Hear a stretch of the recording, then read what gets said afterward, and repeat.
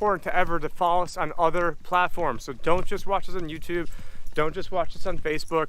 You have to follow us onto other platforms, most notably Library/Odyssey, both of them are /@ the Liberty Advisor. Same thing with BitChute, same thing with Float, same thing with DLive. Also a text message opt-in. If you want to text Liberty Advisor, one word, no spaces, to the number is 71441. Again, in the number field, if you're going to dial a number to somebody, put that as 71441, no spaces, and then in the subject put Liberty Advisor, and then that will get you on the text opt-in. You'll also be sent a free copy of my ebook. That's probably the one I'd recommend the most. And then also heading to the libertyadvisorshow.com, we'll have all the links to, if you want to join the Tim and John Show community, where there's hundreds of people already there, where it's all the articles that I save on a daily basis. All the articles John Snyson saves on a daily basis are all on our Discord, and then within the Discord there's an article section to see all that. But anyways, we've got hundreds of people on there, so highly recommend you guys check that out. All of those links can be found at the libertyadvisorshow.com. And then in the very near future, if you're watching this, it might already be the future, where we will have all the different show links. So if you see us referencing a whole bunch of different articles and different videos and different websites, we will have those links on the website, just as a good place for you guys to remember. So that's the libertyadvisorshow.com. If you're interested in working with me, that's the libertyadvisor.com. Two different websites for different purposes. But anyways, thank you guys so much, and hope you enjoy the upcoming show we have for you coming shortly. Thank you. Well, thank you everyone for listening to the intro, and I also want to point out that a lot of our videos we are only going to be up on YouTube for like a week or so, maybe 3 days. So make sure you watch them right away, and better yet, subscribe to us on other platforms. We are taking these down so that way we're not going to be found in the same situation that a lot of our friends have been found in. But anyways, welcome everyone to another live edition of the Tim and John Show, and we are going to try to standardize going live every Tuesday and Thursday. And also want to point out that that these shows, actually that's part of this mention. Yeah, make sure you don't just watch this on YouTube. But there's a lot we could be talking about today. We could be wasting time talking about the election. We could be talking about all the upcoming economic news, which we'll probably be doing on the next Tim and John Show. But today I wanted to really focus on the bigger picture, and that's how basically legalese has pretty much made everyone in the United States slaves, or USA Inc.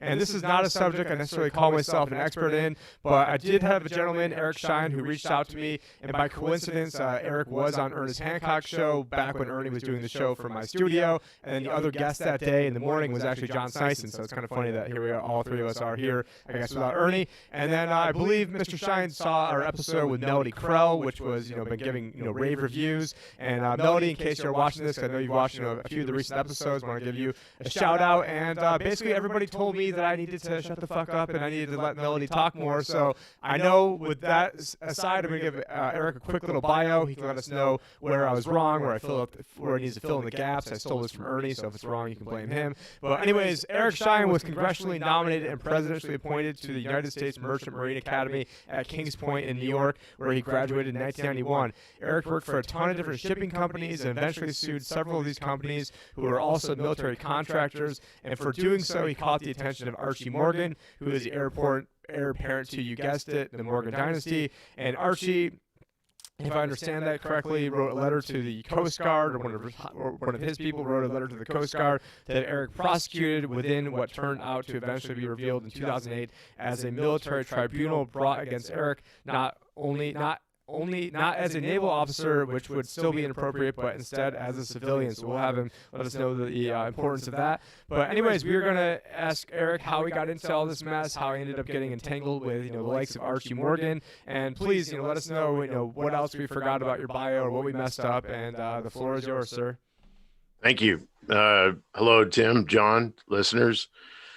I was, like you said, congressionally nominated out of San Diego. A couple congressmen down there had nominated me in 1 year, and I didn't follow it up because I was still drinking, and finally got sober. And even throughout all of this, I've actually been sober 36 years now, since August 7th of this year. It's been 36 years. But with that said, I got sober and reapplied and got back into and was nominated and appointed to Kings Point, attended, graduated, came out as a naval officer, on special duty in the United States Merchant Marine, where they want us embedded in the Merchant Marine, to where if we have a natural catastrophe, if we go to war, for whatever reason necessary, if the Navy needs to step in and commandeer these ships or protect these ships for either economic or warfare, economic purposes or warfare purposes, they activate our commission, our naval commission, and then we become a liaison on board to the Navy, in control of that commercial asset. And there's all kinds of other stuff that gets into it, but we work on what are called shipping articles. They were enacted in 1791. General maritime and admiralty law is constitutional in nature.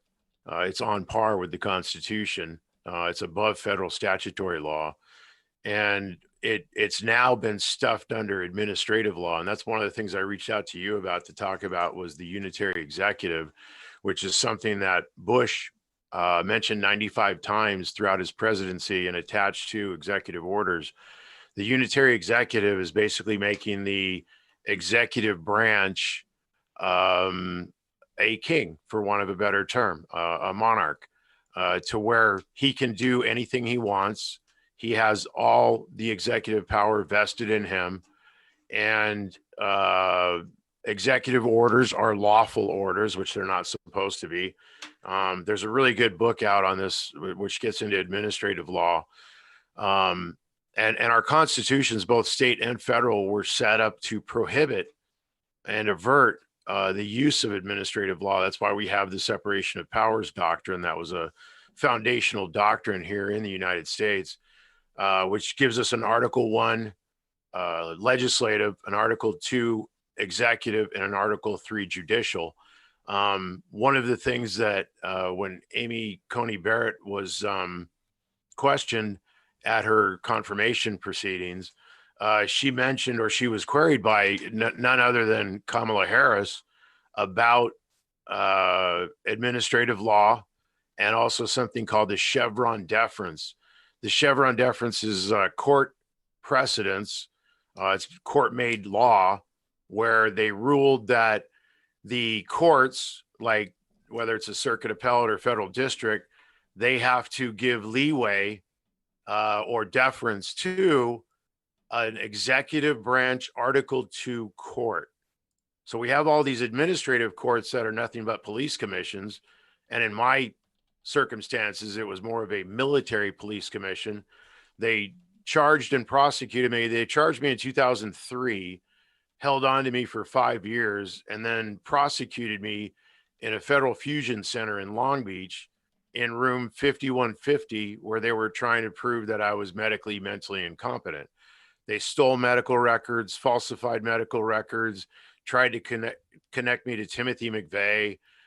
They put a bolo. Do you want to go over like the, I was having an echo issue, but do you want to go over the significance of 5150 for the people out there? I mean, that's what Sure. they used to basically medicate Kanye a few years ago, I believe.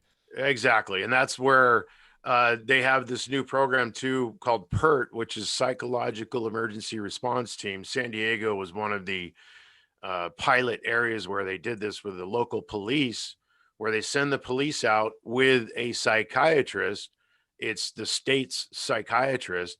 So basically they can ruin your life, because anytime you get involved with a psychiatrist, I mean, psychiatry is not a real science. It's, no matter what you feel about Scientologists, they are adamantly against psychiatry. These guys, the American Psychiatry Association, to come up with new things in their diagnostic and statistics manual, they do a raise of hands in a meeting up in San Francisco. But 5150 is a mental health code. Out here in California, Van Halen had a song, 5150. There's a drink, 5150. But it's almost a real good movie that gets into this. And I hate to use movies but it's a graphic example or a good portrayal of for people to understand the concept, called The Changeling, that had Angelina Jolie as the star. And it was based on history, real events in Los Angeles, called the Chicken Coop murders, which involved pedophilia, and where Angelina Jolie's character that she portrayed had her son kidnapped. And the police went ahead and returned her son to her. They found him supposedly, and it turned out it's not her son.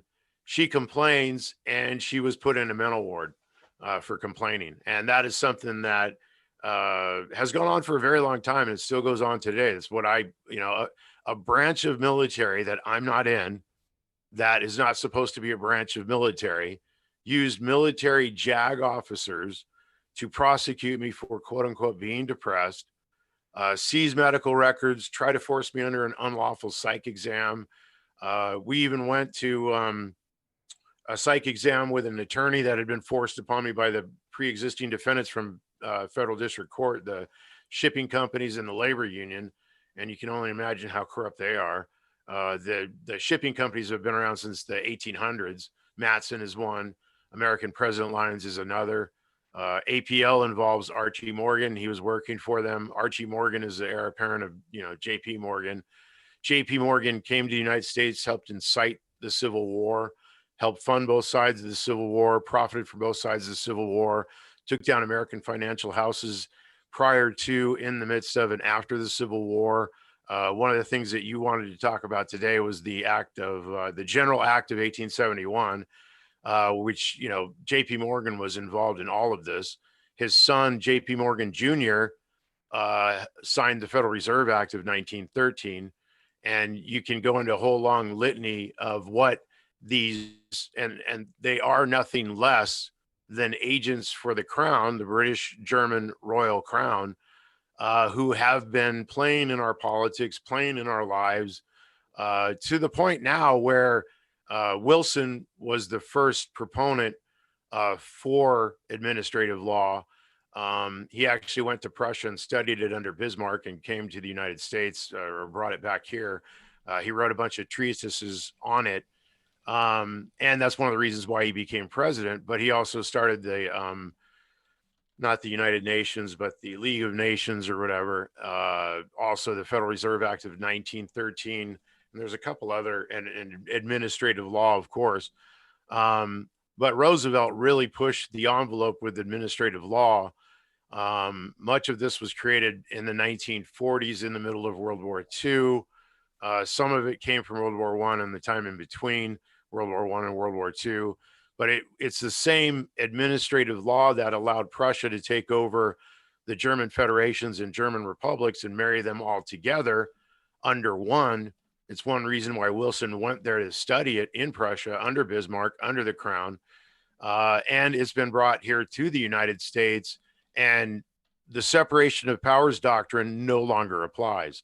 Administrative law marries the legislative duties of the legislative branch and the judicial duties of the Article 3 judicial branch under the Article 2 executive branch, which is law enforcement and or the military.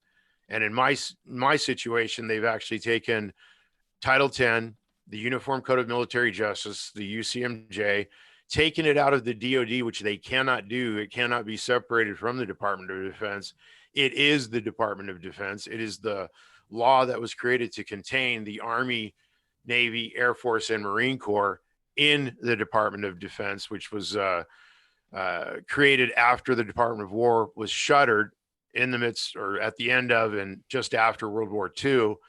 And the Coast Guard was put out under Title 14, and Title 5, the Administrative Procedure Act, was created specifically for the Coast Guard to protect the Coast Guard's personnel as civil servants, their due process rights, just like the UCMJ was supposed to do for the military.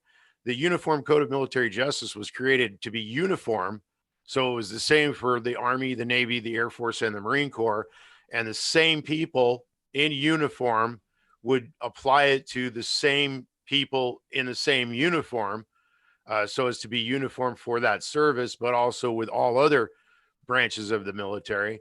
The Coast Guard is now saying it comes under its own version of Title 10 in the UCMJ that posse comitatus does not apply to.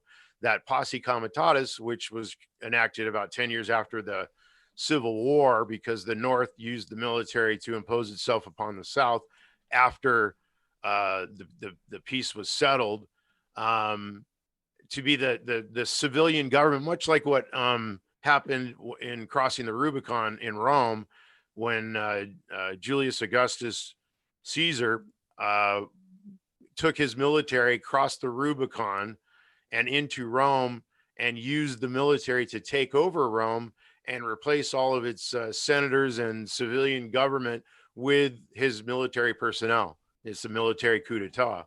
That is what's going on here in the United States and has been for some time. They've used the cover of war and even the national security land bridge under the umbrella of national security to, with the rat line in the Catholic Church. I was born and raised a Catholic, but I realized that there's something, a little bit more sinister going on in the Holy Roman Catholic Church, or the Roman Empire, that still exists and persists to this day. But they were involved in taking many Nazis, SS officers and more, from Nazi Germany here into the United States to serve us and or our various administrations. One of the things that even Eisenhower was knighted by the crown, the Royal British German Crown of England. And not just Eisenhower, but many others have been knighted. The first Coast Guard Commandant that was named in 1915, Admiral Bertholf, was also knighted by the King of England. And when you start looking into all of this stuff and tracing all the roots back, being knighted and or receiving a title from a foreign royal government is not a good thing. Our founders were adamantly against it. They passed the Titles of Nobility Act in 1806. The British, in response to that, came into the United States, burned the White House because it was the repository, the wreck vote on the Act of 1806. Because of that, they covered it up. The Titles of Nobility Act was to prohibit and preclude anyone, any American, from taking not just land or property, and that's gone on as well, or money, but even simple titles from the crown. And being knighted is one of those titles, and our founders would have been adamantly opposed to it. One thing that's bothered me about the recent nomination and appointment of and confirmation of Amy Coney Barrett is she's a Rhodes Scholar, much like Bill, huh? I said, "Oh man, I didn't even realize that she was a Rhodes Scholar." Yeah, just like surprise, eh? Wow. just like Bill Clinton, and Bill Clinton was also nominated to be the Lord Warden of the Cinque Ports, which is a much higher title than being knighted. Being knighted is being a foot soldier to some degree. You get knighted for service to the crown. Is John still there, or did he? Yeah, he has been. Oh, there we dropping go. out every No, now but and then, but he is still there. Yeah. But I did. Does the titles and abilities, does that extend to bar lawyers as well? Like well, that's another interesting point, because they have. It's almost like the Catholic Church speaking in Latin in church, to where that nobody knows what they're saying. Very few people speak Latin who are Catholic and who are parishioners. There are few, but it gets into this whole system of being in a system that we can't control, that it's so specialized and so specific that you could know the law, but practicing the law is not the same thing as knowing and understanding the law. Excuse me, I had to get a drink of water there. No, man. Yeah, you were going on a roll, so I didn't want to stop you. So. Yeah, no, and I'll keep rolling. But now, if you got some questions or you want to throw something in. I did have some questions like Kamala Harris and the Chevron deference, and exactly what the Chevron deference and the questioning that she was that you were alluding to. Well, basically, I think she was trying to get the nod from Amy Coney Barrett on that she believed in the unitary executive. That, like me, I was actually in federal district court. They filed what amounts to a cross complaint. It's not really called that, but they filed a complaint against me and brought to quash the civil complaints, step on the civil complaints, pull me out of the Article 3 judiciary and pull me into the Article 2 executive branch and what turned out to be not just a police commission or a police tribunal, which is what you have in wartime normally, and what they've done under Bush and the launching of the war in Iraq and all kinds of other. They put us on a permanent war footing, and not permanent like it's going to end, but no, we're moving the Coast Guard into Homeland Security. It's going to be a branch of military now. We're going to use it to move martial law, military law. Title 10 of the UCMJ is the most overt form of martial law. It's the military, which is, you can't get more martial than that.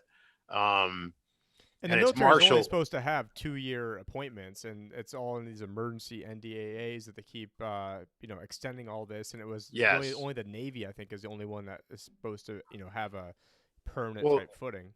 But they've changed it to where the Army, like you said, was only supposed to be funded for 2 years and then basically shut down, if not refunded or repurposed for those reasons. But the national military establishment, which created the CIA, the National Security Council, National Security Advisor, took the Article 1 Army Department or Department of War, Department of the Army, and moved it into and under and with the Article 2 Department of the Navy, to where it was intended originally for the military to not have a standing military, to where we're basically like the Swiss, to where every citizen is a soldier, and when called to defend, you're going to know it, and everybody's going to be jumping to defend the country at the beck and call,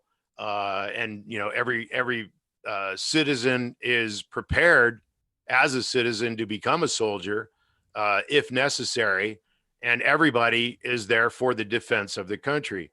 What has happened is they have taken the Army that was supposed to be under, and this is separation of powers, under the Article 1 legislature. We had to declare war. They had to pass a law to go ahead and fund the war, et cetera, et cetera. And like you said, for 2 years, and then they had to refund it with another act of Congress, to where now it's under, just like the Navy was intended to be.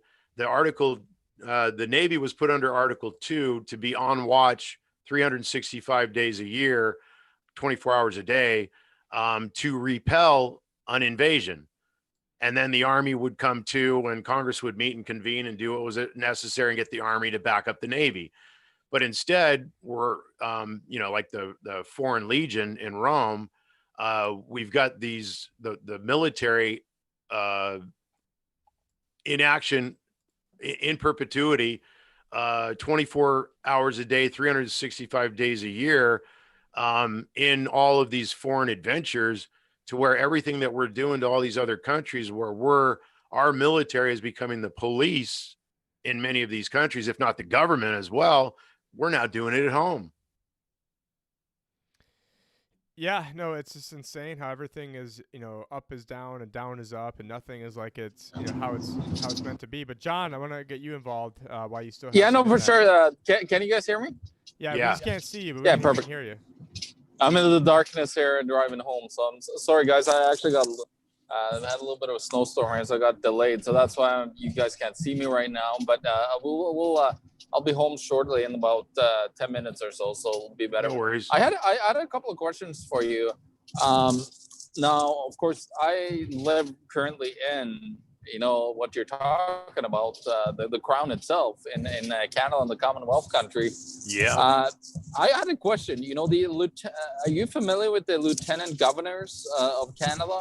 And what they did with Paul Bremer. Was it or just in general, their position, Well, no. They tried to do a vote of no confidence to, I'm trying to think of who the prime minister was at the time. I want to say Paul Bremer, but I'm not thinking I got his last name right. But Bremer, I think, was the U.S. envoy or whatever to Iraq. But anyways, the Parliament was going to meet and convene and do a vote of no confidence against the prime minister in Canada, and the Queen, through her, I think they call it the Attorney General or General Counsel, whatever, but it's for the Crown, she stepped in and prevented Parliament from meeting and convening to carry on a vote of no confidence in Canada. So how does the Queen of England step into and on the government of Canada? And I mean, if you start looking at it, Canada didn't get its independence till 1976. The crown is still on the money. The crown is still on all the public contracts. There's still, even now this has changed a lot. The United Kingdom and its makeup has changed not only because of the European Union, but in the last 20 years to where Canada and Australia and some of the other countries that were clearly member nation states of the United Kingdom and constitutional monarchies are not necessarily stated today as members of the United Kingdom. No, yeah, 100%. We're basically part of. Well, we're part of the Commonwealth, but what we really are, we're under like basic rule. I think like the lieutenant governors, they are basically the Queen's appointees. If correct me please if I'm wrong, but they're the appointees to actually report back to the Queen. Yeah. What is going on in the different provinces here in Canada and so on. Now I got a second that you actually were talking. You actually mentioned my second question to you, and this is quite interesting. I've been working at this place for a while. I haven't worked there now lately as I changed jobs, but I worked at the Royal Canadian Mint. And Nice. When we did our security clearance there, it has nothing to do with Canadian law. It's all about Her Majesty and what she could do to you. And there's a couple other things there as well. But what Rothschild said when I forget what he was asked, but basically he said, "I care not who makes the laws. Yeah, exactly. I care about who controls the money, and I control the money," or something like And that. but that's the Federal Reserve System here too. Yeah. So and who makes the laws? It's not. No, exactly. Yeah, I just came from Jekyll Island 2 weeks ago, so nice. You don't need to explain to me too much about that. And actually, it was a guest of John's, so yeah, we're definitely. Yeah, and I had G. Edward Griffin on when I used to have a radio program, and I was doing cable TV and whatever back in the day. This is back in as they're coming after me, I'm trying to get word out and warn and inform people about what's going on and what I'm seeing, to where the Coast Guard has. And this is all, the creation of the Department of Homeland Security, which was originally going to be called the Department of Homeland Defense. And they didn't give it that name. It's kind of like Operation Iraqi Liberation, which is, the acronym is OIL. Yeah. Right. But they like doing that. They like marking their territory to show like the executive order that created the office secretary or cabinet secretary of Homeland Security, Tom Ridge's position before there was a Department of Homeland Security, was Executive Order 1-322-8.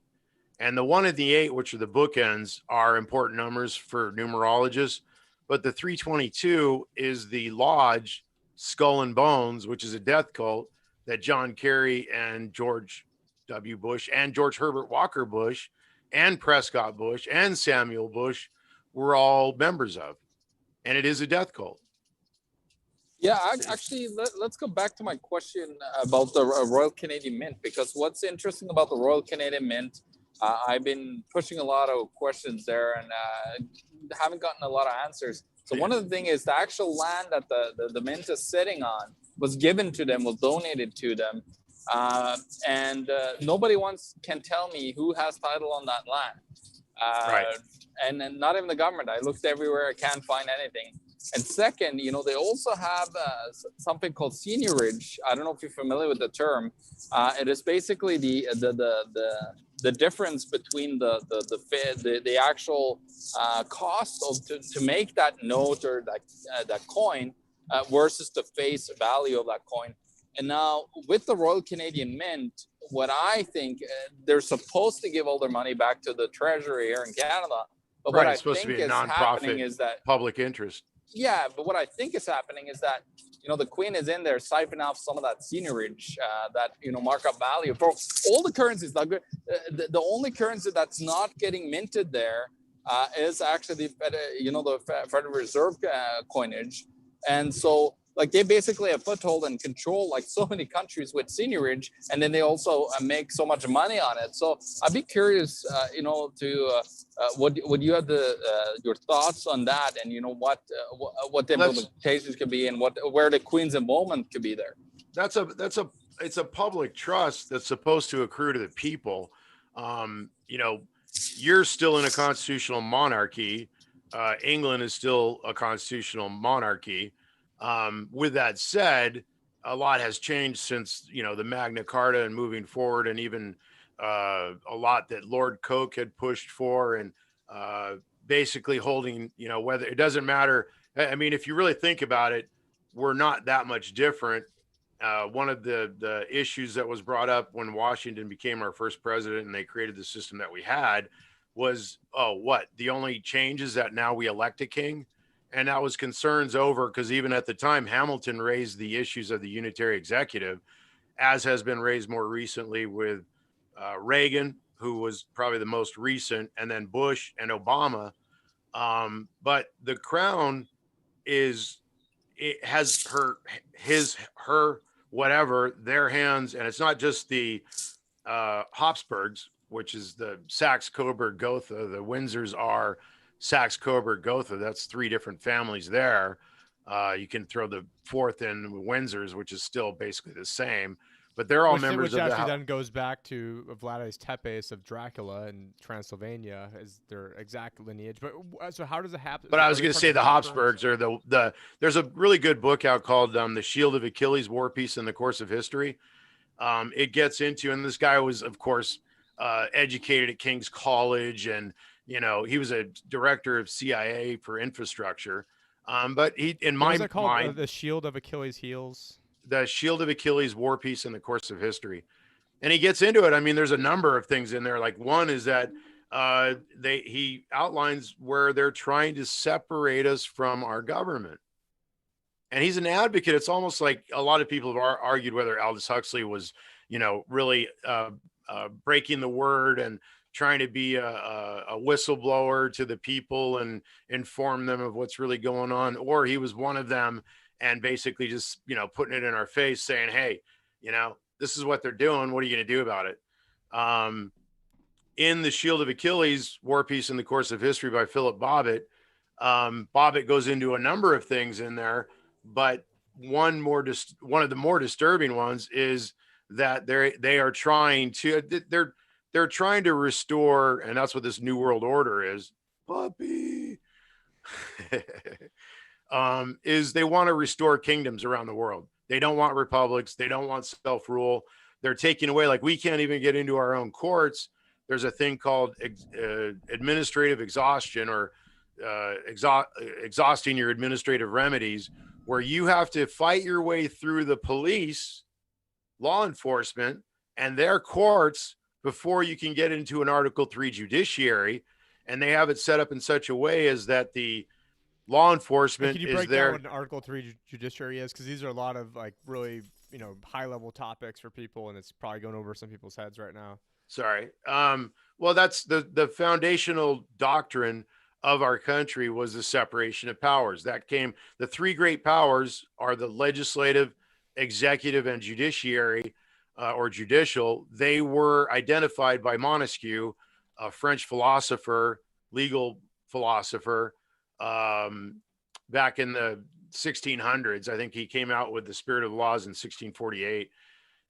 Montesquieu and others, Jefferson and Adams, but Hamilton was a loyalist, a royalist, a Tory by any measure. That's why he started the revenue cutter marine that the Coast Guard traces its roots to in 1791. That was disbanded. I mean, how can you trace your roots to something that was disbanded by Jefferson and his contemporaries? Because they did not want a federal central government constabulary like we have now in the Department of Homeland Security, where it is a federal police department, where it's the local, city, state, tribal, and federal police authorities of every color and kind, all married together in what is nothing more or nothing less than a Stasi center from East Germany. Yeah, it's like the Royal Canadian Mounted Police that we have at the RCMP. I mean, the only time I've ever had a gun directly pointed at my head was when I wouldn't comply at one of their, internal highway checkpoints when I didn't even leave America. And they're like, so are you an American citizen? I'm like, well, American citizen wouldn't have to tell you they're American citizen. They're like, oh, so you're saying you're an American. I'm like, I'm not telling you anything. And then, so who put the gun in your face? It was part of DHS, but it was in going from San Diego back into Phoenix, and then ICE. So it was, I don't know if it was ICE or DHS, but one of those.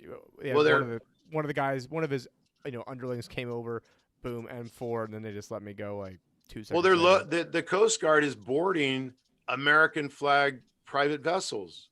So a branch of military that has this is how dangerous administrative law is.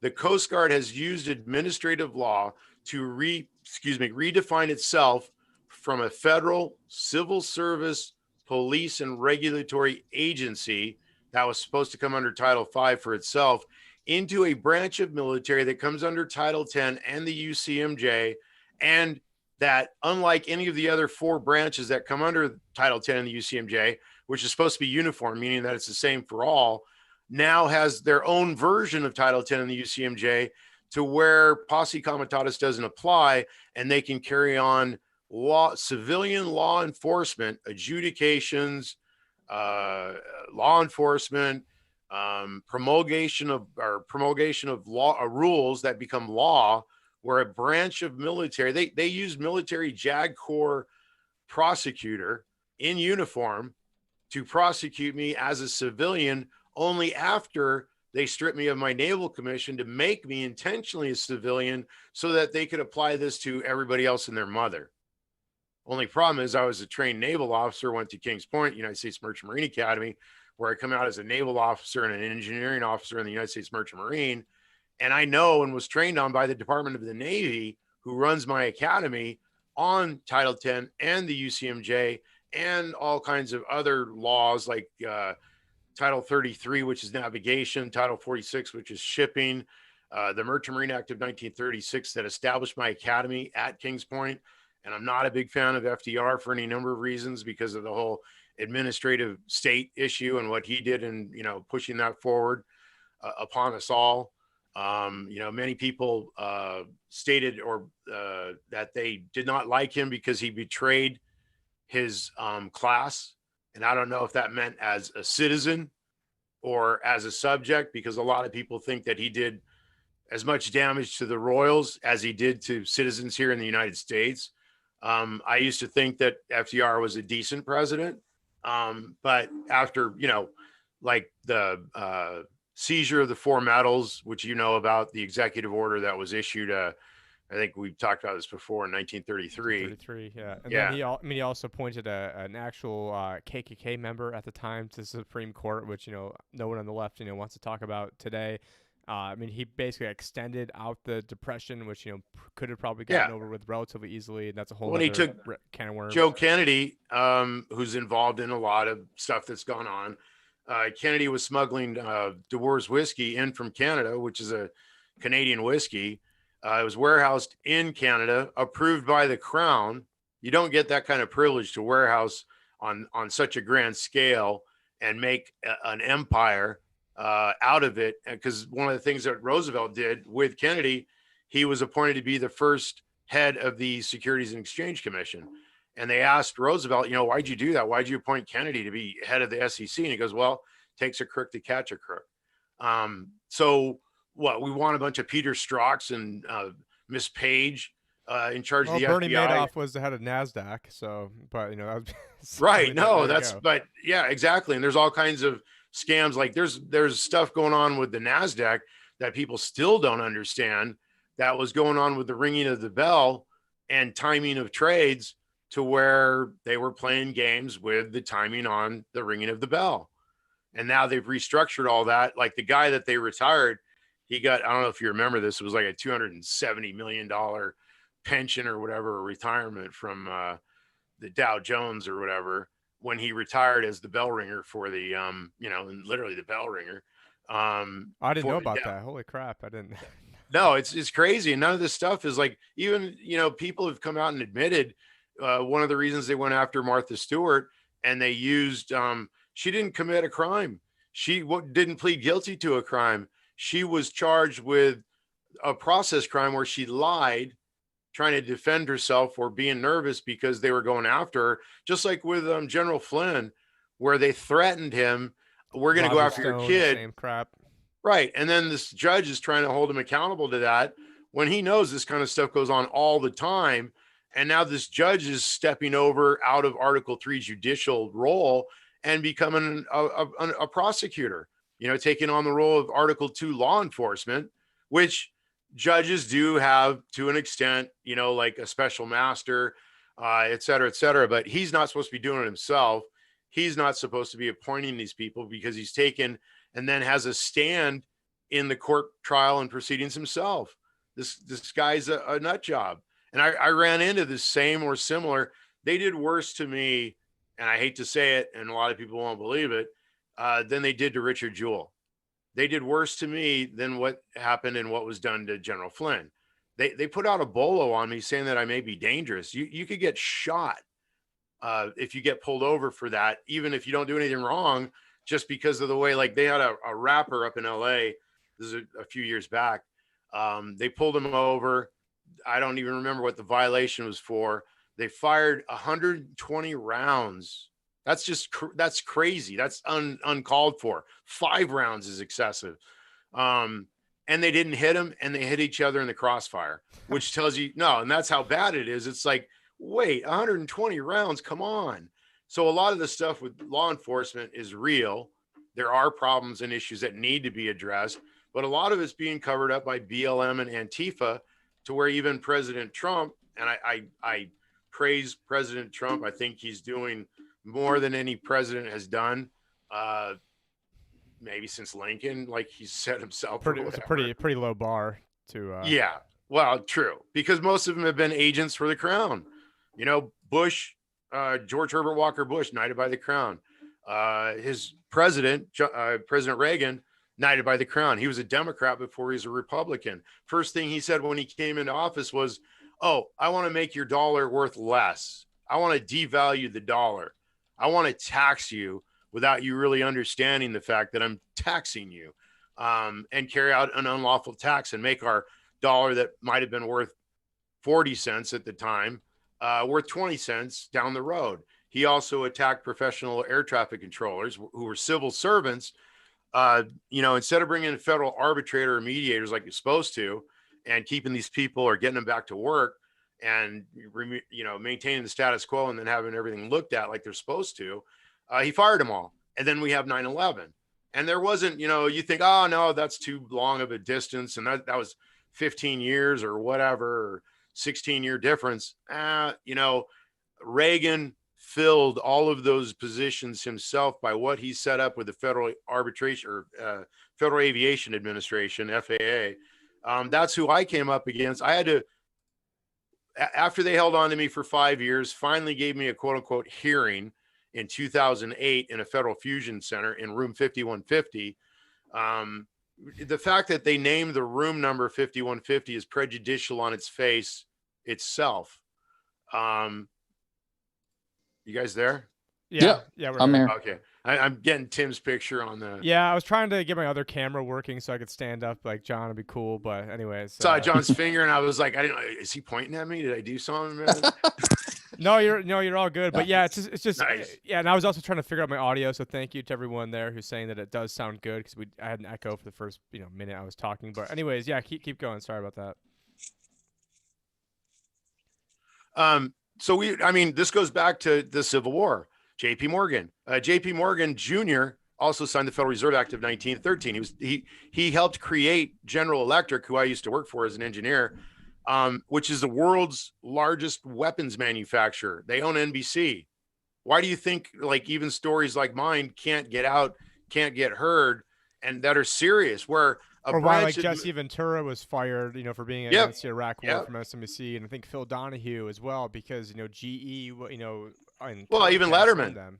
Letterman used to talk out against the suits, and then he ended up going to CBS because he was always talking about the suits at NBC. And finally, I guess they had enough, and he had enough, and they parted ways. that tells you a lot. I mean, Letterman's not like an extremely political person. He may make fun of everyone and anything, just like most comedians. Well, I can't say that because Bill Maher and others have just gone. Well, I mean, yeah, these days, I mean, there's pretty much no one out there. Mouthpieces for and these are not Democrats. They are not. Except for Sam Tripoli. I'll give a shout out to Sam Tripoli because, you know, he's calling it out on both sides. Actually, I was talking with him a little bit today. But, yeah, so, and it'd be great if there's any way I could try to help hook you up and get you on his show. His show is huge. Oh, dude, I need help big time like you would not believe. And I hate to even ask, but I've been tortured, and it is torture when they try. I'm a patriot. I'm an American. I've done nothing wrong. When they try to connect you with Timothy McVeigh, I wrote a whistleblower letter to Secretary of Transportation Norman Netta, which is a statutory right in our Merchant Marine Act of 1936, where I have the statutory right to write to the Secretary of Transportation. And they used that letter against me. I used Timothy McVeigh as an example of how we cannot allow domestic terrorism or criminal activity or whatever to go on unchecked and undisputed. Are you talking about in regards to the FBI that clearly blew up the Oklahoma City building, or the? Dude, I went to the FBI in San Diego, and this is before 9/11. Guess who was the special agent in charge that received me? William Gore. Oh. William Gore. So I think he's related to Al Gore. Al Gore's dad? Is that who? I think it's his brother or something or whatever. I don't know what his familial, you know. Yeah, I know his dad was connected to something bad too, or it may have even been like KKK or something. But anyway. But these family members, I mean, look at what's going on here in California with Newsom and Browns and Harris. Harris had an affair with San Francisco. Willie Brown, yeah. You got it. And Newsom is tied into it. They're all kissing cousins, for want of a better way of saying it, much like we had in our Revolutionary War and War of Independence, where we had a bunch of kissing cousins in Europe, the royal families, not just in England, but throughout Europe. You could look to Spain, Germany itself, of course. I mean, now Europe is captured. Germany controls Europe. The EEC, the European Economic Community, devolved into and became the European Union, and that was run by Germany. And who's head of the European Commission? Of course, is Jean-Claude Juncker, which is the heir of the Juncker family. Yeah, and then look at the Pope there for a while too, where one of the things, like in Italy, before Italy was taken down, and I'm not knocking Germans at all. Because Germans have put up and tried to, I think there was, I don't know if it was 13 or as many as 18. Well, I'm German, I'm Italian, German, and English. You're just right. knocking me from exactly every single way. And I formerly. Well, no, but I'm not, because I was just going to say. I believe. But like Hitler, there was 13 or 18 attempts on his life where people tried to take him out. But I'm Norwegian, guys, and you know what's really fun is the guy that gave us over to the Germans when they invaded was called Vidkun Quisling, and actually the word in this is how bad it was his actual name. Quisling in German now means traitor. Nice. And he was actually the National Socialist Party, by the way, which adopted the whole Nazi parties. I feel like today, like Benedict Arnold, like if he came back, like would be like a piker compared to the traitors that we have today in government. Like Benedict Arnold wouldn't like register on the like Richter. It is that serious. This isn't about turning things over to the Democratic Party. This is about taking the country down from within. Using they've taken like our federal court system is supposed to be a civil defense system to where you can get in, and especially as a maritime officer, we're considered wards under admiralty. We're supposed to be protected. The courts are supposed to follow something called in loco parentis. I know it sounds kind of crazy, in loco parentis, but and it is the way it's being applied. But it means in lieu of a parent or like a parent, to where they're supposed to watch over us, because we're in international waters. We're in international trade. We're going in other countries. 97% of our international cargo now coming into and leaving the United States is going on foreign flag. The MV Alabama that Captain Phillips was on was an American flagship owned and controlled by a foreign corporation. AP Moller. Actually talking about that, Norway is well known for being in control of a lot of the shipping around the world. AP Moller is a big. Yeah. Fredrickson, for example, I forgot what his company is. He's massive. He's probably one of the top 5 in the world. We also have Maersk. We also have a family in Norway that I want to, because we're talking about families. We have a family in Norway called the Stoltenberg family. They've been heavily involved in the United Nations. Johan Stoltenberg, which was the dad of the guy, he was one of the initial people that got together and actually brought Norway into the United Nations. Then, of course, we had it's interesting. It also comes from the Labour Party here over in Norway, which is Gro Harlem Brundtland. She was the former head of the World Health Organization. But then his son, Jens Stoltenberg, this is interesting. So we're talking about terrorist attacks and so on. On July 22nd, I don't know if you remember the guy that shot up the Labour Party youth camp in Norway. He also blew up a bomb in front of the the Parliament building in Norway. He actually, right after that, Jens Stoltenberg got became the head of NATO. Interestingly enough, and of course, same here. When they made I'm stretching now they made him head of the National Bank, McNamara, the IMF or whatever, International Monetary Fund, or World Bank, I think it was. And he was a cretin. He was a total, it's like they're using the Peter principle to promote people beyond their level of competence intentionally to help take down the system from within. The more corrupt they are, the more arrogant they are, because Hitler didn't arise to power by himself. He was supported by a lot of similar-minded people who thought that they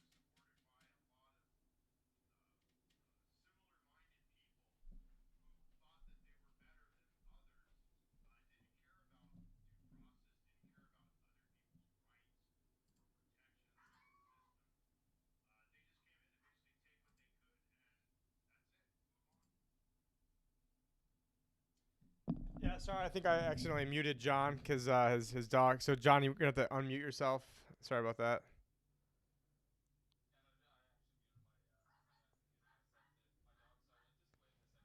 Gotta control your bitches. No, just kidding. Your dogs. Yeah, so I was fiddling around with some stuff so that way I could be standing up because I hate sitting down. But yeah, you've just been dropping tons of information, and I wish, unfortunately, I know I'm not super knowledgeable in these aspects of the law, but can you also break down the different types of laws? Is there maritime law, admiralty law, common law?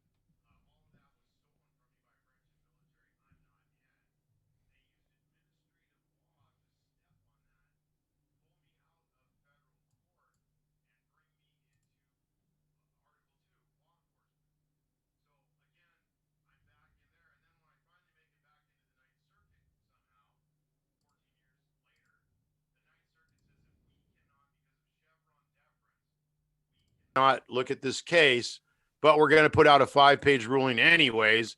And we're going to say that, if the Coast Guard really wanted to, it could use the rules of military evidence to get at my medical records, which didn't have anything in it because the Coast Guard had to butcher and fabricate and make and falsify and modify my medical records so that they had anything to go on. They actually brought in a Captain Arthur French in the Coast Guard, a medical officer in uniform of the Coast Guard, a self-declared special branch of military that posse comitatus doesn't apply to observe me in the proceedings and to declare that I was medically, mentally incompetent on how I defended myself against a branch of military that I'm not in without counsel. Yeah, insane. that's so pretty can you insane. go over that the gold fringe then? So the gold fringe is the highest form of law within a which within is a general corporate? maritime or admiralty usually. And I mean, they're really not supposed to rule on, I mean, they can, constitutional law. They are supposed to protect your, Bill of Rights, supposedly. But the Bill of Rights is a moot letter. Separation of powers doctrine is gone. Under administrative law, they can go back 5 years and enforce a law that doesn't exist today. Think about that. Well, now they've No got due parallel process. construction through the NSA and Yeah. all sorts of other stuff that they can basically frame anybody with anything. NDA 2012. That was Obama. The Military Commissions Act of 2006 So was liberal. under Bush. Sorry. Well, It's so liberal, to just be able to Yeah. go anywhere and kill. And actually, I mean, he's dead now, but I mean, John McCain was the guy that spearheaded that and helped author it. And in there, it said that if you are aiding and abetting, basically foreign terrorists or even domestic terrorists, that you can be, kidnapped, tortured, killed, detained without any, Which is what they did to the attorney that was representing one of the.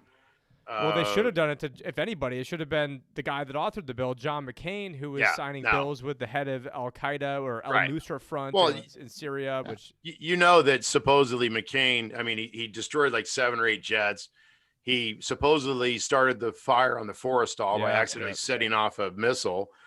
He was also in the Hanoi Hilton where they kept people that turned on our country. And he was given like the air routes and stuff to the Vietnamese, and he was, Right. I mean, the guy. But- I live in Arizona, so I've had a lot of right, people he was a break down made what he's- man though because his father was an admiral. yeah, that helps. Yeah, no. Yeah, You know, well, look at Hunter Biden. Look at Hunter Biden. Jim Morrison, along with Jim Morrison's dad. So Okay, don't diss Morrison, man. I'm talking about Jim Morrison's dad was one of the. I was head of kidding, the though, Pacific like- Fleet or something. Yeah. So I actually let's shift a little bit of gears actually to what is going currently on around the world, and of course that's COVID, and a lot of measures, and rules, and regulation and laws are put in. So I would love to get your perspective John. on those. Yeah. No, but think about it, because this goes to One Flew Over the Cuckoo's Nest. You know, the movie and the book and whatever. Nicholson played the character. Murphy was a seaman. That's why he had the black watch cap or wool cap. That's why he took the field trip on the boat and all that, because that's what he did for a living before he got incarcerated in a mental ward. That's what they used to do and still are doing now, but it's all been privatized. But Murphy's character was one of the most protected classes of U.S. citizens and maritime officers and personnel. And his buddy, the chief, was the other protected class of U.S. citizens. They got free health care from the Department of Health and Human Services, the same department that Tommy Thompson worked for as the secretary of that department, who was trying to work with Verichip to give us all chips, and even saying he was going to take one himself. And he goes to work for Verichip, total conflict of interest, and then never, of course, takes the chip. But with free health care, like maritime officers and crew were getting, and Indians, think about what happened in the end with Murphy, where he got a free lobotomy as part of his national health care. No, and we're under national health care right now. That's what we're under international health care, to where it's being imposed upon us, and it's being imposed upon people who aren't sick. Are you saying you don't trust Bill Gates and that he doesn't have the best for us? I mean, now he's talking about, we need 5 different vaccines, and every few months get another vaccine. No, I've invested in Fauci's in the patents for the I'm just kidding. Well, then they've got the 666 patent on having a cryptocurrency that will track, trace, and surveil you and give you like micro drops of cryptocurrency for being a good little slave. And you can't even make it up that it's something like 060606. It's just they throw all this stuff right in your face. It's not like they're making fun of us, and that's why I have so little regard for the average American who doesn't know, who is going out there voting for Biden and doesn't know any of this stuff. And it's just so much criminality, so much. It's just at what point? They are, I mean, I hate to say it and sound, like a lunatic or whatever, but they are, Ted Gunderson covered a lot of this, and his, I guess they had put out a little video documentary reminder, I think on InfoWars or something about Ted Gunderson. He was an FBI agent, I think a chief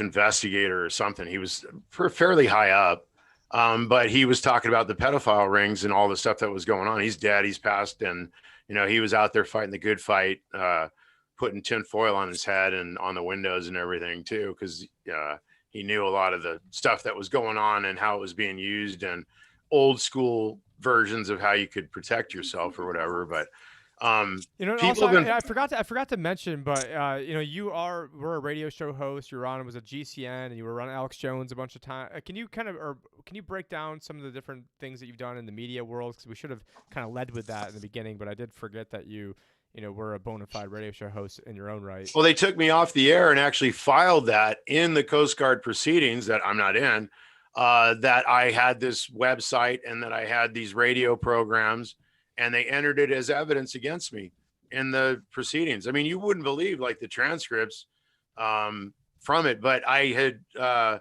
because of what I stepped into and ran into, which I had no idea. Like, I mean, it's like a layer of the onion gets peeled back every day. And like, even now I've come to understand the unitary executive better and how dangerous it is and how it's tied into this, concept of administrative law, and how Reagan started pushing it and how Bush really pushed it and how Obama continued to push it, where Obama, the Bush administration never left office in 08. Obama is a Habsburg. He's ninth cousin twice removed to Bush. I was worried that Bush was going to try to pull a Roosevelt and serve into 3 or 4 or more terms. And what they did was instead they had Obama carry on the legacy. But back to your question, what was it on? Different radio shows that you were Oh, on. yeah. And then, and so I started calling into programs like Alex Jones, InfoWars, Republic Broadcasting Network, John Statmiller, and a bunch of programs he had on there. They actually had somebody who was a board op for the program for RBN take down the whole, and I'm talking like I had done hundreds, if not 1,000 or more shows, to where they took down the whole computer system and stole them. And basically all of those shows are gone or missing and have been gone or missing for years. This goes back to 010, 08 even. We just had a lot of stuff deleted off YouTube a week ago. Yeah, so, but this is going on back then. At that time you're 12 years down the road. Yeah. And that's where, like, situations like my own, people like Thomas Paine was in jail in France. They were going to behead him. The Royals had a price on his head for writing Common Sense. And it was a bunch of people who got together and protected him, even when he was in the dungeon in France and was due. I think one day he actually was up for having his head lopped off. It was other people who circled the wagons and protected him. And that's what has to happen at some point, like with people like myself and others, because there's so much, like guys like Ted Olson, whose wife, Barbara Olson, was on one of the 9/11 planes. He's involved in my situation. He used, just like Hunter Biden and Joe Biden, he used his position as Solicitor General in 2001 to 2004 and as head of his own law firm in LA, Gibson, Dunn and Crutcher, to come after me and get these guys to take me and put me in a military, tribunal and strip me of my naval commission so they could do it as a civilian, so they could apply it to other people. I mean, what's going on is nuts. Not only Ted Olson, but Archie Morgan. Think JP Morgan. So I'm naming and identifying people that are here in our country that aren't Democrats, aren't trying to turn it over to socialism. If they can, it'll work. Anything to take down the country for the crown, because what they are trying to do, and this is bigger picture, the Crown of England, German, British Crown of England, have taken the story, whether you believe it's a fable or theology or the gospel truth, they've taken the story of the Antichrist and they are trying to turn Prince Charles into the next king of the world under this new world order of kingdoms worldwide. Yeah, I can sort No, of see it's that, but I guess this kind of gets to another question: is who really runs the world? Who really would be on top? Would you have like the Jesuits above the crown, or would you no, have they're agents. the Jesuits They're would be an agents. agents of the It's crown? So you think the it's the crown? royal families. One of the reasons they did the whole human genome, and there was that big race, if you remember it, public or private, was because it's all about sequencing and following and setting up the familial family trees of these royal dynastic families. And they've married into all other races. That Chinese, like Hong Kong, is the largest Trojan horse ever built by man. Think about that. They took this giant Trojan horse in Hong Kong, built it as extreme capitalism, and then set it at the doorstep of China and said, "Hey guys, here, it's yours. Take it in. It's part of you now." And it's like, whoa, what? And so now everything that was going on in Hong Kong, which was extreme capitalism, it was, basically like, if you can make money off of killing people, hey, let's do it. Dead peasants insurance is an example. Walmart was involved with that. Prudential was involved with that. Two ladies up in LA were involved in that, where they were taking homeless people, if they were a veteran, even better, getting these people benefits, insuring them, et cetera, and then killing them off to collect their death benefits. And that's what's going on in war. That's what's going. Walmart was doing it to their own employees and taking the death benefits of the insurance, the death benefits, and putting it in their own pocket, not going to the family of that was insured. That's where we're back to royalty and kingdoms, and we're property, and we're not sovereigns anymore. We're not citizens. We are subjects again, and that's exactly that's where they want us. Yeah, I want to give a shout out to Chris Rice Crypto, who's in our chat right now. He's got a YouTube channel. I think he just hit 10,000 subscribers. So congratulations, Chris. And he wanted to know your thoughts on Anna von Reitz, Russell J. Gould, Carl Lentz, David Straight. He says he's really curious what you have to say about those people, and I have no idea who those people are. Neither do I. Okay, well. Okay, well, I guess we'll still be curious out there, Chris. Yeah, I'm curious now. Yeah, well, you know what's very interesting is I actually got to write an article about the U.S. empire in a magazine called The Billionaire's Chronicle, and when I went further and looked into it, it was actually a whole bunch of royals from around the world, like Otto von Bismarck's grandson was writing articles in the same magazine, and you had a whole bunch of royalty from the Arab Emirates and surrounding areas there. There was people from the royal houses of Spain. Well, you saw Bush holding hands with King Fahd, right? Like when he was president. Yeah, no, and it all seems to be very connected, as you're saying. Of course, we got in Norway, where I'm from, we got the king and queen there. Now, the King Olav, King Haakon, is getting close to old age and might be passing away anytime soon. So there's another heir coming up there. Well, who bestows the Nobel Peace Prize? It's a king of, is it Sweden or Finland or Norway? Norway Is the Peace Prize. Of course, that has turned into a massive fraud. Like it might have been started, right at the start of it to be anything near good, but of course now it's just a massive, biggest joke in history. Paul Krugman is a Nobel Peace Prize winner. That's all you need to know. Yeah, that's actually Sweden. Yeah, so right. Norway takes care of all the only the Peace Prize. The rest is actually in Sweden. So the group of Norwegians, as I said, the Labour Party in Norway has a very big control in Europe. Through especially being involved in the UN. I actually were part of a organization where they get hires, and they actually had what's his name now. Who's a guy that got shot there that wanted to stop, wanted to print US dollar notes. Oh my goodness, I forgot his name. John F. Kennedy was a member of something called Junior Chamber International, and it's a group for people from 14 till 44, which is basically an organization where they hire and teach people to be extremely good speakers and well read and all this stuff. And then they basically it's a stepping stone. If you go to the actual world meet that they have, it's a stepping stone to the UN. And to become, part of that elitist group, and talking about protected groups, the United Nations with all its surroundings, all of those guys are protected, through different measures where they're untouchable, most of them. They really yeah.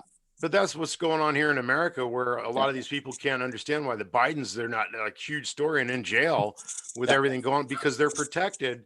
They have Teflon, just like Clinton, to where Clinton was, not only a Rhodes Scholar, which is Cecil Rhodes, De Vere Diamond Mines, The Crown. It's he studied in England. And of course, that little puppy that you saw up there, he's actually a Rhodesian Ridgeback. So sorry, it's by coincidence. So. Well, and of course, the Rothschilds funded the creation of the Rhodes Scholarship as well back in the day, and helped Cecil Rhodes on many of his adventures that he went on as well. So, these guys are very interconnected. Getty's another one with Newsom and Harris, and Pelosi's crazy. So's Newsom. I mean, Harris is just as crazy. But they're all tied to Getty, and Getty is tied into the whole thing too. Yeah, no, it's interesting when you actually go and look at how well connected these people are. A lot of times by blood everywhere in the world. Especially the royal families. Just looking and studying that history is, they're like all their focus is on their bloodline and how to keep it and how to have control throughout history. And of course, they've been extremely well, as you've been, describing, very well here with the legal system, and of course the banking system as well. There's a lot of connections there. Of course, the Rothschilds family, they took care of the financing needs for all the royals throughout the world.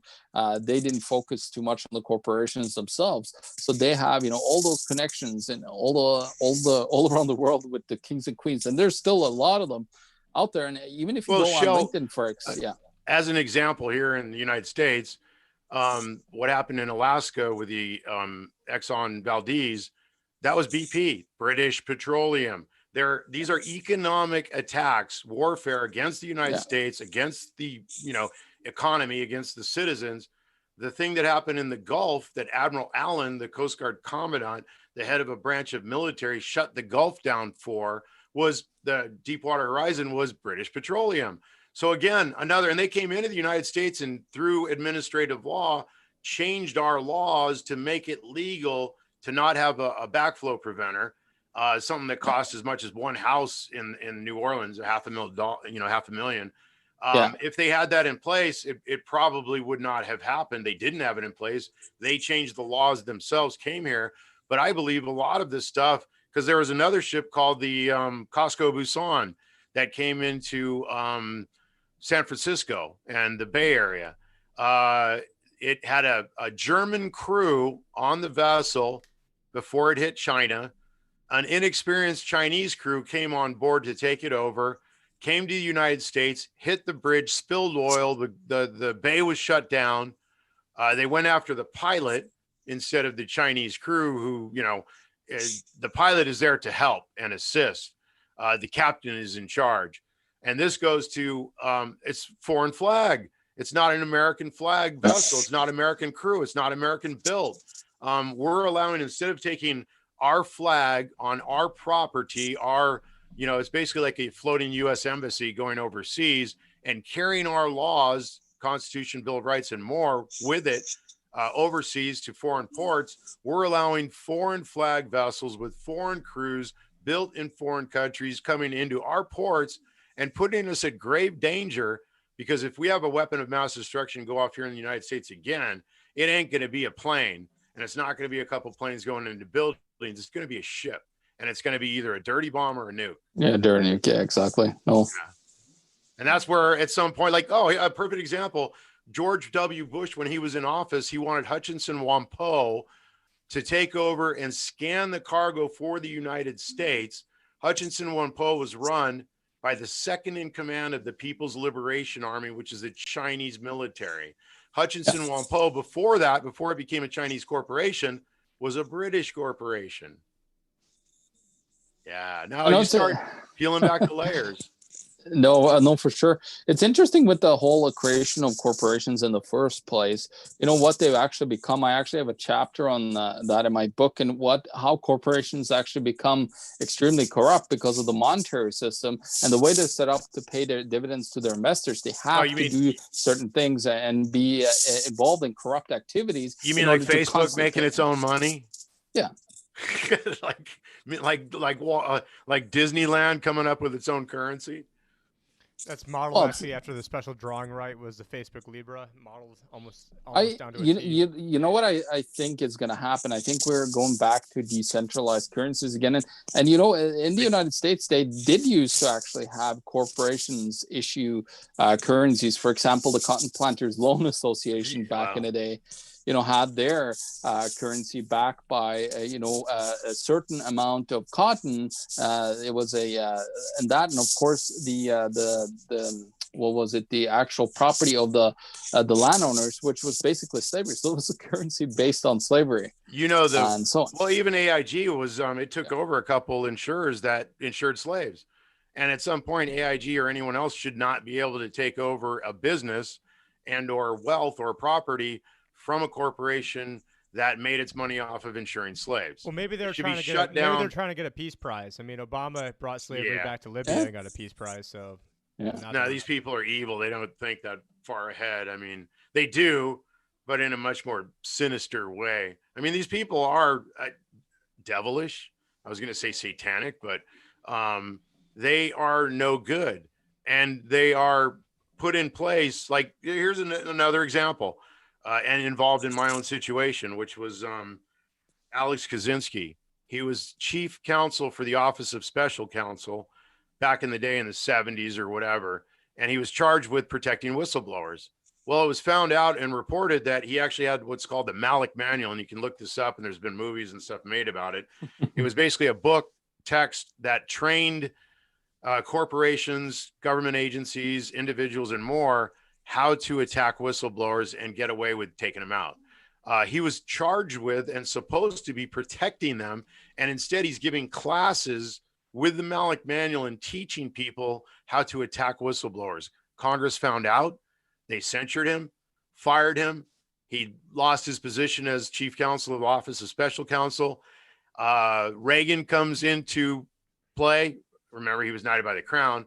Reagan puts an arm around him and nominates him to be the justice for the Ninth Circuit.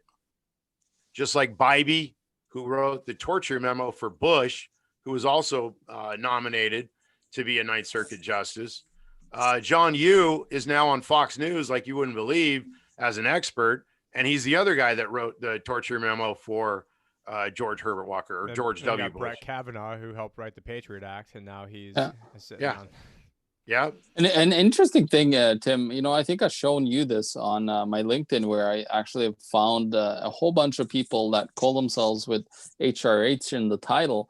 And it's actually a whole bunch of royals, you know, his or her Royal Highness that is around the world. And there's tons of them. If you actually go and I manage, you know, I always add people. So I added a few of these. And then suddenly you see the networks, you know, this is just appalling. You see the network, there's Rockefellers, Rothschilds, all these people are in their networks. And it's just really funny how, you know, well connected they are to the elites. They're connected to big actresses and actors around the world, to news anchors, to even to Federal Reserve. Jake Gyllenhaal and what's his sister's name? She was in Batman and everything, and I'm really not good when it comes to Hollywood celebrities. No. We need Melody. But my point is that on the show that their father is royalty. Right. So Jake Gyllenhaal and his sister, God, I can't remember her name. I was just watching a thing in Edward Bernays yesterday that John had sent, and somebody else had sent something in the links, and I watched that as well, and it showed how Bernays was, you know, influential in getting, you know, different celebrities to meet with the president and different, you know, important people. That way the president could seem cool or seem like one of the people. But yeah, everything is propaganda, public relations. But really, the whole veneer of civilization is just public opinion, and so that's why they need to, have Google, take everyone's information and help steer mass movements and redirect them Yeah. their way. That's why they need to, have Operation. What was the thing that Obama repealed? Where is it the Smith Month Act or something? Where now domestic propaganda is now legal now in America. Right. Yeah, no, and they were doing this though in 1999 about posse comitatus. So you can see, like, this is all planned out and going on, even with what the Coast Guard has done and turned itself into a branch of military. The posse comitatus doesn't apply. They were putting out these articles, a bunch of journalists who ended up being paid for by the United States, to where they were arguing against posse comitatus. Do we really need it anymore? Does it really apply? Why can't we use the military for humanitarian purposes? Even a lot of the militaries here in the United States now are branding themselves as humanitarian agencies. And it's like, what? Like, even the use of the naval ships, the Mercy and the Comfort. New York and in California there right. for COVID, yeah. Those are two military ships with military personnel on board. Both of those should be civilian owned and controlled agencies or administrations that operate those. That's why it's white. That's why it has a red cross on it. It's civilian. Right. Even the Coast Guard, that's why they have white ships. Used is basically at the highest levels. I'm obviously not talking about the low level person taking blood, but at the highest levels, I mean, they were always be able to get behind enemy lines, and so like the highest levels of intelligence basically are Red Cross and some other. Yeah, exactly, right. Yeah, and they're protected. Yeah, actually, here in Canada, they had the military going in to where was it now in Quebec, where they sent in full force and military to take control of the situation as well, instead of somebody that is not a military institution that actually can take care. Yeah, and Rothschild translates to Rothschild is red shield. Red shield, yeah. Red cross. I mean, I don't know. It's similar. Well, they're like a lot of red. But how do you get the coast? The Coast Guard came from the Treasury Department. It was a revenue cutter marine that was targeted on tariffs from royal possessions, royal crown possessions or kingdoms overseas, where we paid for 100% of our government up until the 1930s off of tariffs, not taxes. We didn't have an internal income tax until it started in the 1920s into the 1930s. And no one even paid it until like the 50s. So they had it, but it exempted basically everybody. Well, and then even with that, like taxes, why are we taxing the military? Isn't that kind of redundant? And isn't it kind of like, no, they really shouldn't be, to some extent. Yeah, you don't want them taking bribes like, I don't know, Hunter Biden or somebody, and cutting deals with foreign governments and intel and whatever, selling out our own intel officers, as it appears to be. Allegedly. Allegedly, in quotes. I mean, all of this stuff, it's been complained about, but at some point we're responsible because we are the last arbiter over our government. We are the final say in what goes on. And this whole thing with administrative law. Now that's an allegedly, yes. No, again, allegedly or supposedly or right. Historically. But no, it's true. Like the Coast Guard pulled this before several times, and there was pushback, and people said no. Like even after World War II, because a lot of this happened from 1915 to 1947, Coast Guard was called to carpet by Congress, and they had to admit before Congress on the official record that they're not a branch of military. So they've done it again a couple of times, like in 1965, because they did it again, like 20 years later.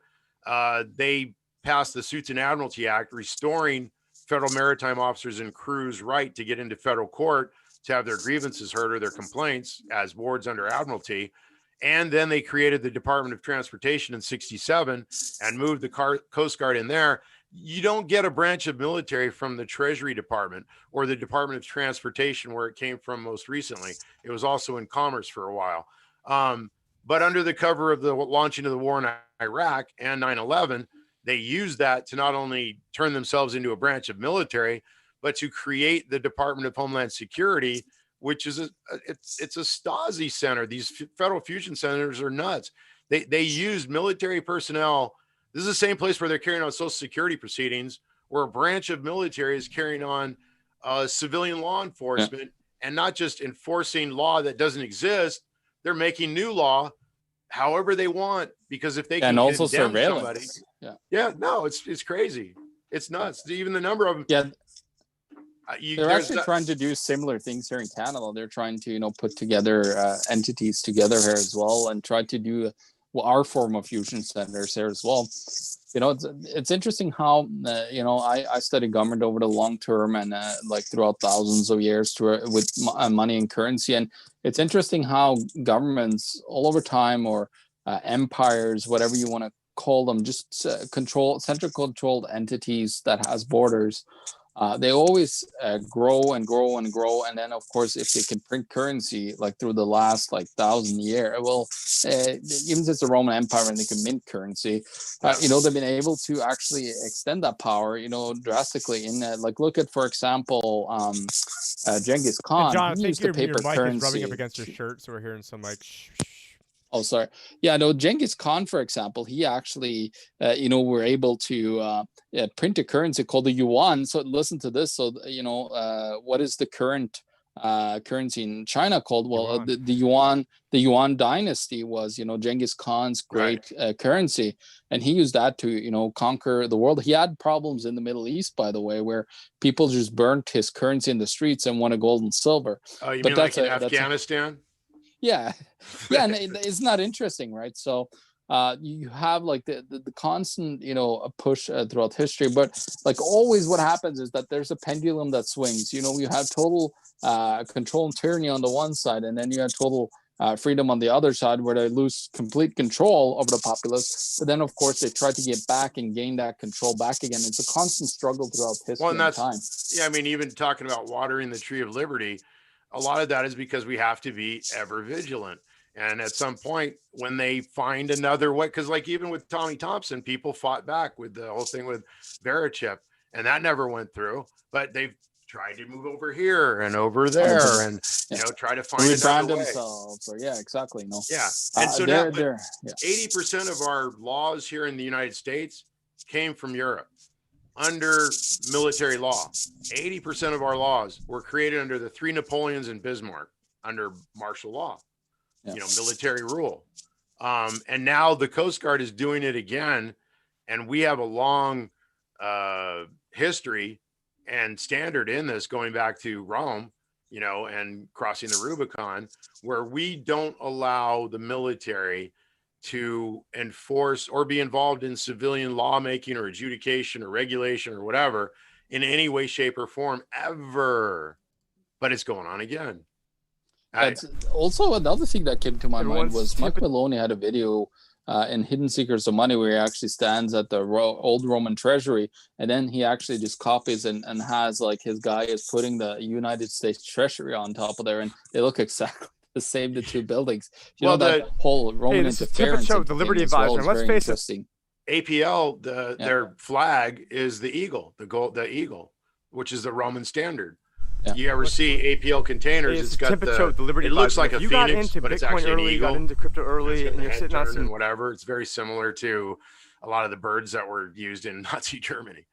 But it has, because one of the companies that was shut down for trading with the enemies, it was a Bush corporation or company, Hamburg America Lines, spelled America with a K. It was incorporated into American President Lines by Roosevelt.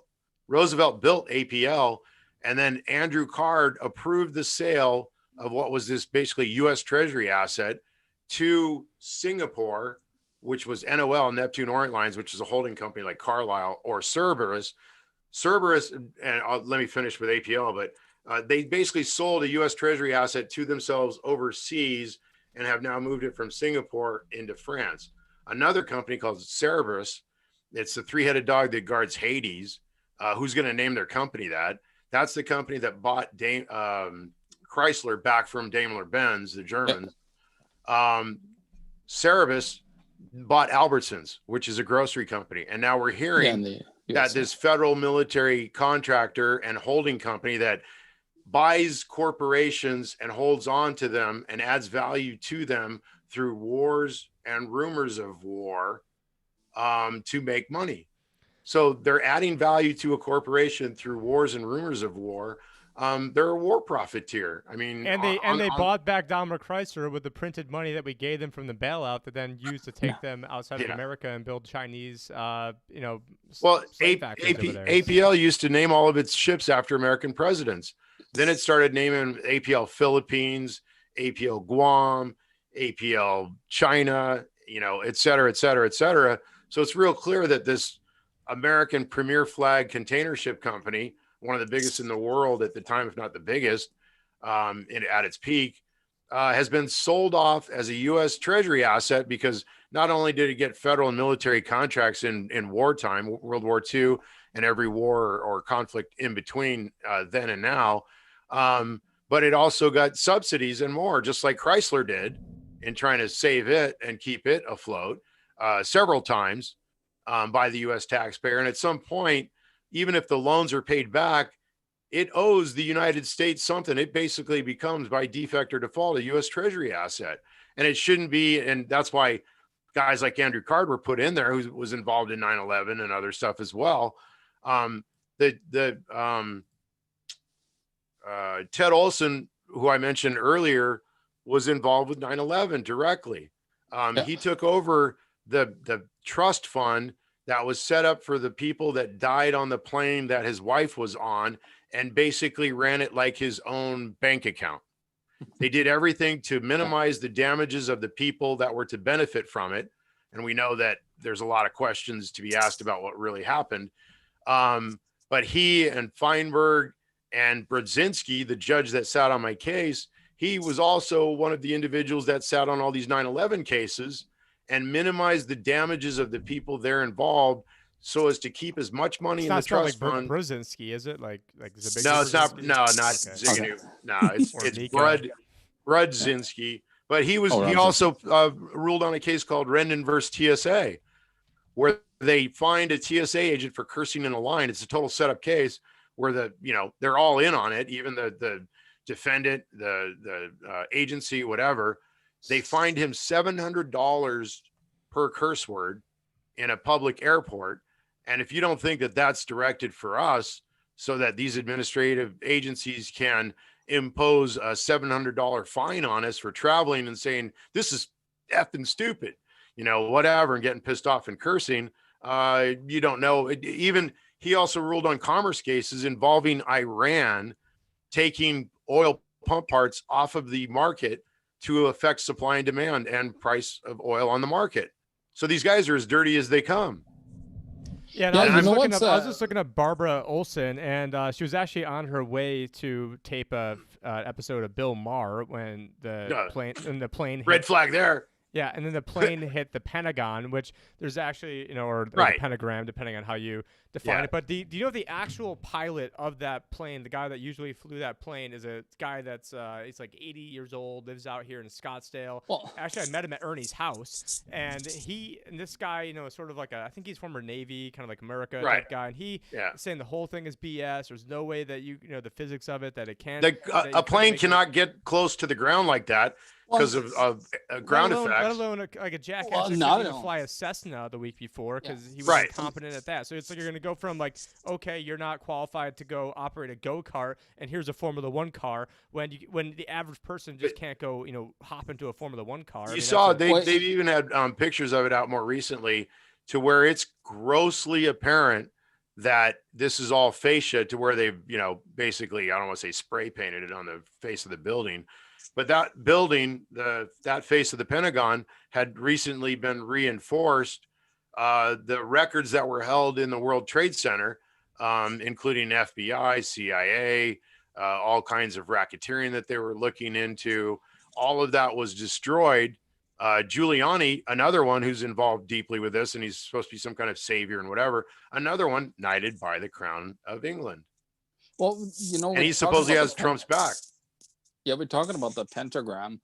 What's really interesting is that, of course, I'm in the CCTV camera industry. I'm looking at, the Pentagon's, recording that came out, not even from the Pentagon. I've done Secret Service buildings in Norway where we put cameras everywhere. and Right. they don't have any cameras that are Right. looking directly down at that's just They had utter in-close BS. weapon systems and missile systems that are Yeah. supposed to protect the White House No, of course. and the You know, Pentagon. this was just like somebody must have probably shot a low, missile to blow it up. It was And of course, amazing, a drone. It was a cruise missile. yeah, yeah, oh yeah, so yeah, exactly, and so Even the size of the hole didn't match. no, it's And where's- laughable that it would make Where's the people rest of think the? that Where's the it's- plane? Where? Oh, Oh, there and it's was- in the, and no, it's no, in no, the there accounting was some department parts, where though. it hits. Yeah. Too. I mean, But it was interesting too. There was actually a video that came out just recently of a lady that actually I forgot who it was, a lady or a man that filming actually as the accident had happened. There's like little parts here, little parts there. So they really were good at staging it. But they actually got some video that came out, but that got removed as far as I know. I haven't been able to find it. And the again. people that were picking up parts on the lawn of the Pentagon were Coast Guard personnel. Yeah. Oh, really? Yeah. There you go. Yeah. Now, Yeah. The Coast Guard has taken administrative law where it was intended for it because it kept trying to put itself under military code, under saying it's a branch of military, and it's not. It's not supposed to be. And they keep driving this issue, and they've done it at least 3 or 4 times.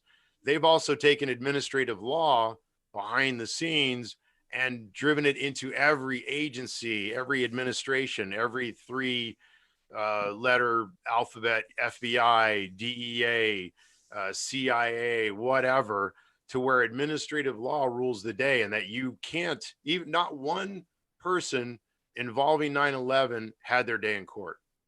Not one. Yeah, Mariani Julia, or Mary, I can't think of her name, but she was the last litigant, and her own family attacked her.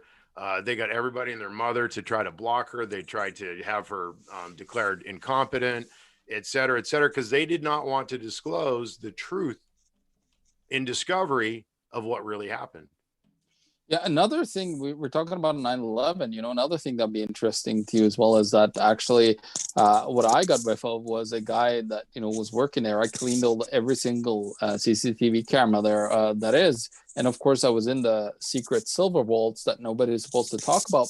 What the guy that actually works with the silver vault told me is like, hey, come on over here. I'm going to show you the massive silver bars. We have a whole stash of them here.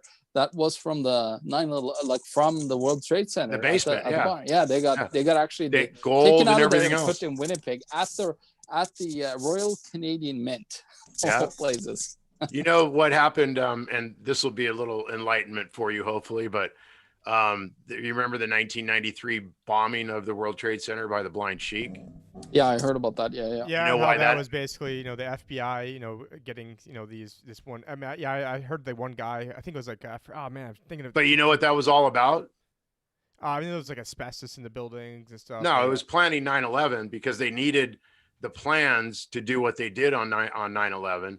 So by doing the 1993 test bombing, where they also tested what they needed to do and how much explosive they needed to take down the building, they got at the plans, because you could not otherwise get at those plans without everybody and their mother knowing.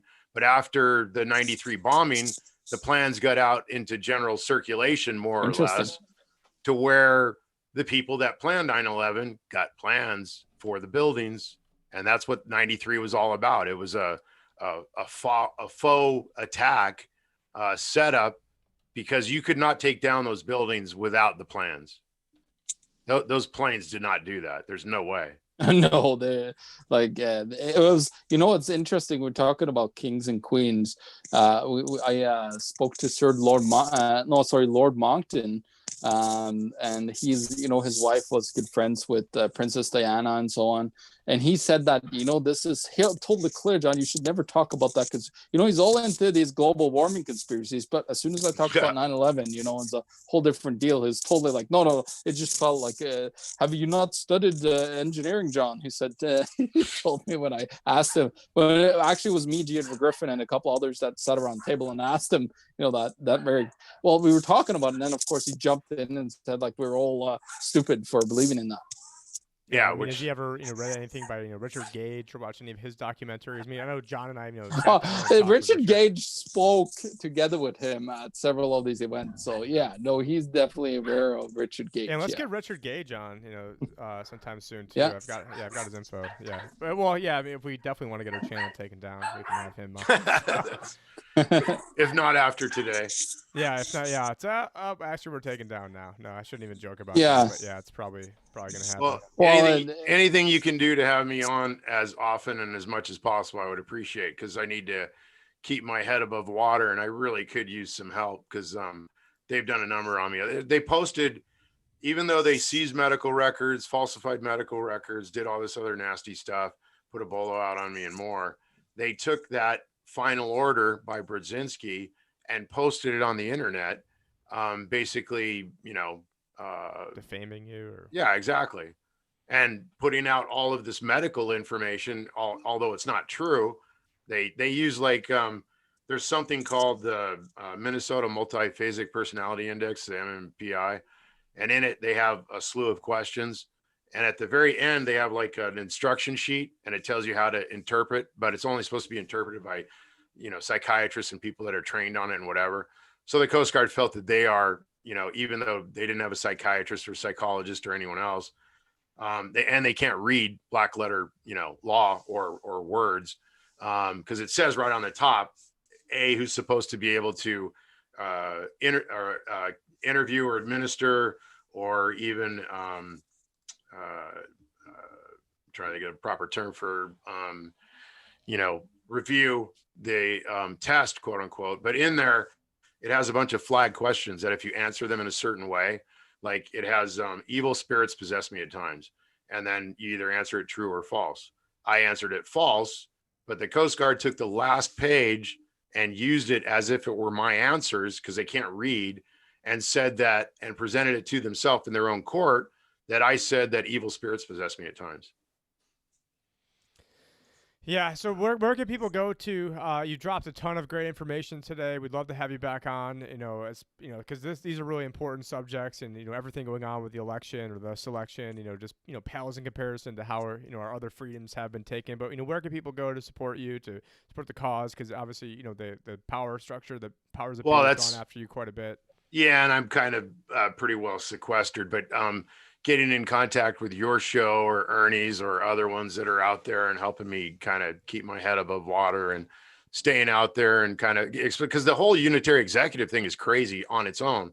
Administrative law is crazy because I've witnessed it myself. I got no discovery.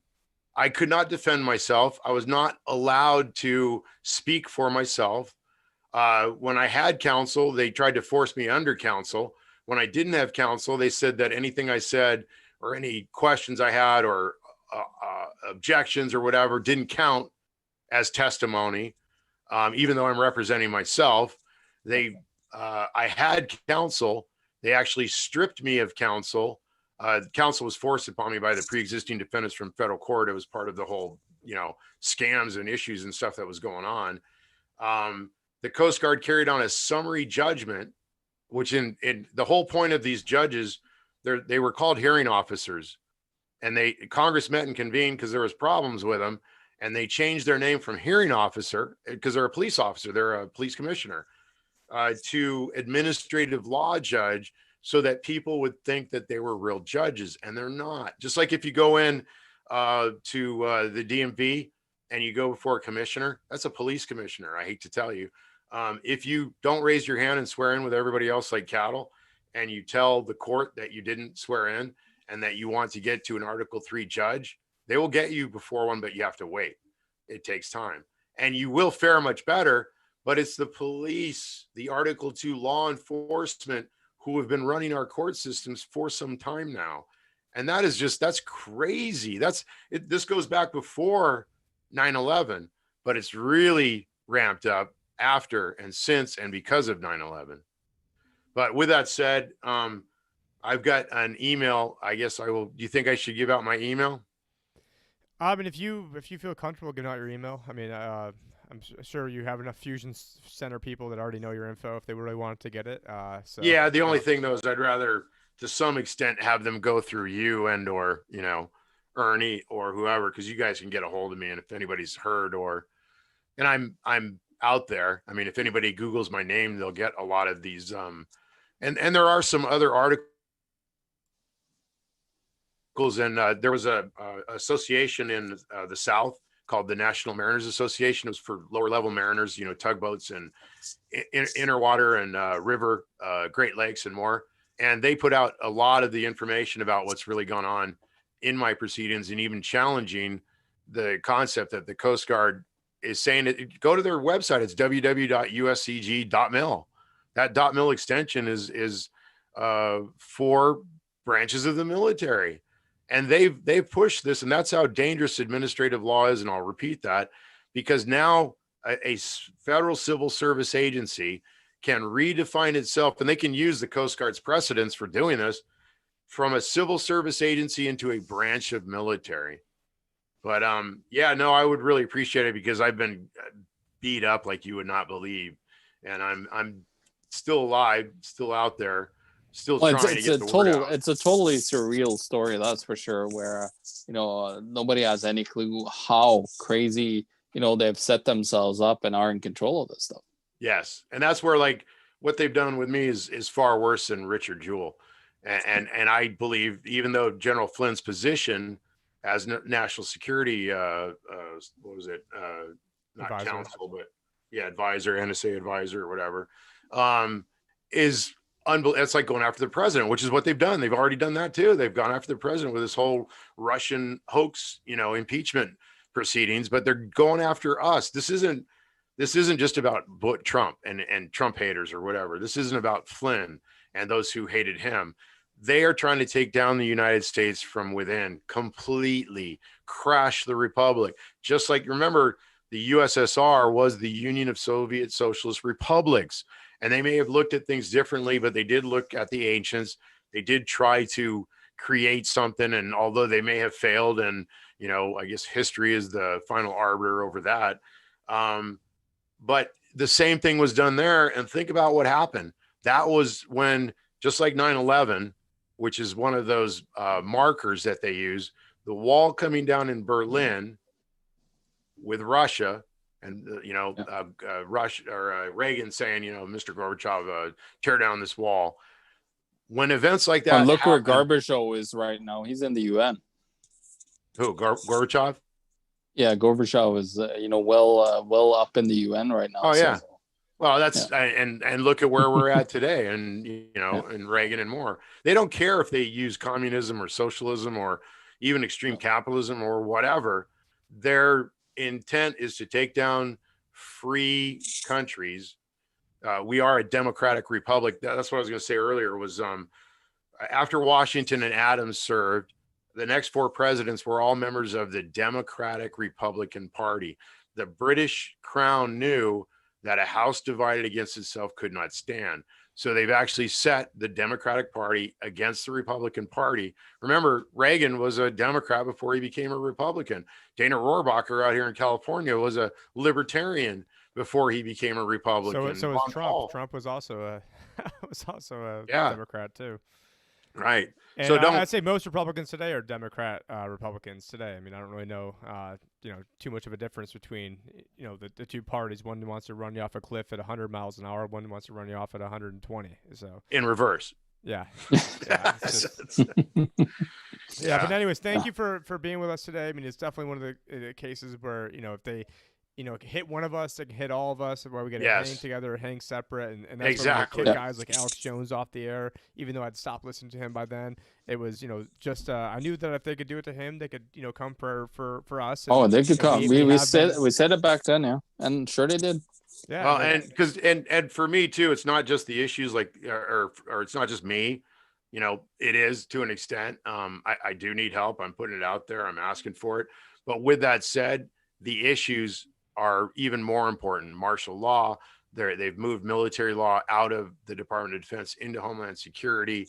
They're using Coast Guard military personnel that aren't supposed to be military to prosecute American civilians. And the only people that have done that in the past are the British. I mean, the way they attacked our maritime officers and they held them in barges in the bay or in the harbor in New York. In our Revolutionary War, they let them die from disease and famine and hunger. They did not care because they see us as lesser than not only the royals but their servants, because their servants, the subjects. There were lords and barons. Well, no, but even lower down the food chain, they get their benefits from whatever the scraps are thrown from knowing somebody, not knowing something, and there's a big difference on that. So thanks for having me on. Appreciate it. Thank you so much. I mean, you just dropped tons of knowledge. I wish that this was something that I knew more of. It's just, you mentioned there's a difference between knowing the law and practicing the law, and knowing the law is complicated. Practicing the law and knowing it is even more complicated. But thank you so much. Thank you for everyone that's been hanging with us. Thank you for everyone that liked, subscribed. You can go find all my stuff at thelibertyadvisor.com for all the business purposes, the Liberty Advisor Show for all the media stuff.